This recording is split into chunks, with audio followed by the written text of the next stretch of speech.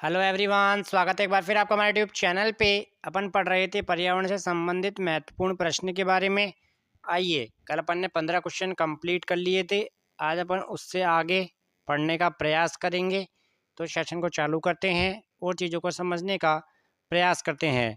पहला सवाल आता है, ग्रीन हाउस गैसें कौन कौन सी है? तो लिखिए, कार्बन डाइऑक्साइड, क्लोरोफ्लोरोकार्बन, मीथेन और NO2 है। ठीक है, यह चारों आपको याद होनी चाहिए। ऑप्शन में कोई सी भी दे सकता है, जिसमें CO2, मीथेन और CFC को आपको ज़्यादा याद रखना है। वायु में जल की उपस्थिति क्या कहलाती है? आर्द्रता कहलाती है। वायु में जल की उपस्थिति आर्द्रता कहलाती है। वायुमंडल की आर्द्रता मापक यंत्र आर्द्रता को किसमें मापा जाता है? हाइग्रोमीटर में। यह वेरी वेरी इंपॉर्टेंट है, ध्यान रखना। यह वेरी वेरी इंपॉर्टेंट है, क्योंकि हाइड्रोमीटर और हाइग्रोमीटर एक अलग अलग चीज़ है। तो वायुमंडल की आर्द्रता मापक यंत्र हाइग्रोमीटर है। ठीक है। भूमंडल के कितने भाग पर जल है? तो 71% भाग पर जल है। यह बातें हम आपको पहले भी बता चुके हैं। वायुमंडल में जलवाष्प की मात्रा 0 से 4% तक है। दोनों पॉइंट आपको याद रखने हैं। जीवमंडल पर ऊर्जा का मूल स्रोत कौन सा है? आप बताइए। सबसे पहले अपन याद रखेंगे क्या है? सूर्य हैं। क्या है? सूर्य।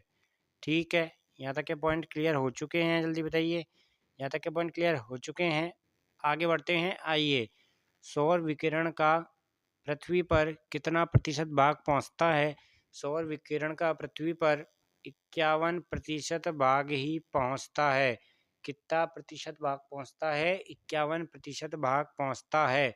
संवहनीय वर्षा होती है विषुवतीय क्षेत्रों में। संवहनीय वर्षा होती है।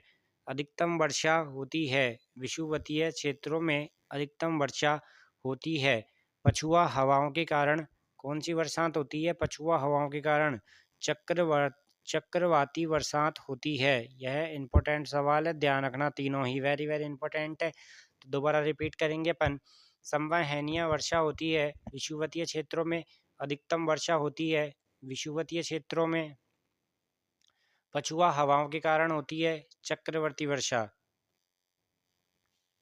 न्यूनतम वर्षा ध्रुवीय क्षेत्रों में होती है।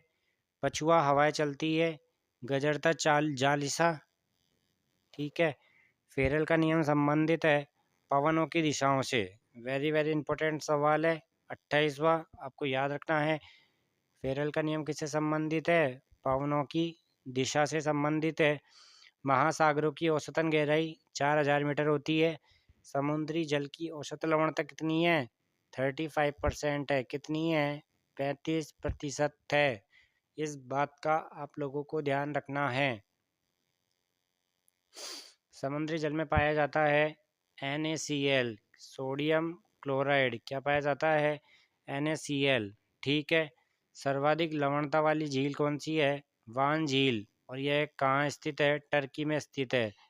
कितना प्रतिशत लवण है इसमें? 330%। कितना है? 330%।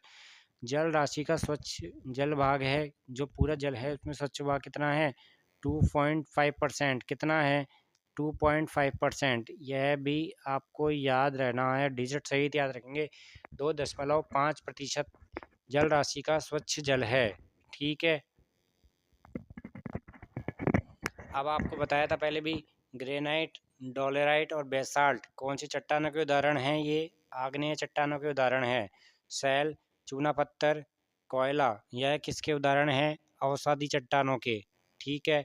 और नाइस, स्लेट और संगमरमर रूपांतरित या कायांतरित चट्टानों के उदाहरण हैं।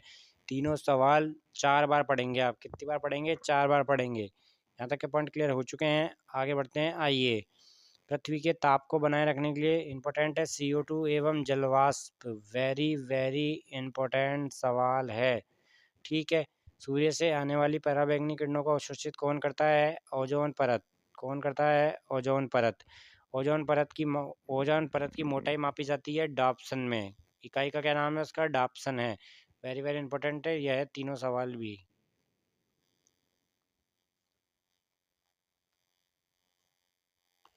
ओजोन परत को नष्ट करने वाली गैस कौन सी है? क्लोरोफ्लोरोकार्बन। हिंदी में नाम याद रखना, CFC है। और अंग्रेजी आप याद रखेंगे क्लोरोफ्लोरोकार्बन। भारत में सर्वाधिक वर्षा होती है दक्षिणी पश्चिमी मानसून से। दक्षिणी पश्चिमी मानसून से सर्वाधिक वर्षा होती है। मानसून सबसे पहले केरल राज्य के जून के प्रथम सप्ताह में आता है, यह भी आपसे पूछा जाता है। जाड़े के दिनों में वर्षा होती है तमिलनाडु के तटों पर लौटती मानसून से। Very very important. तो ये अपन ने पढ़े पर्यावरण से संबंधित महत्वपूर्ण प्रश्न। 43 सवाल का हमारा पूरा पेयर था, जिसको अपन ने 2 भागों में पढ़ा है। वेरी वेरी इंपॉर्टेंट सेशन है हर एग्जाम के लिए।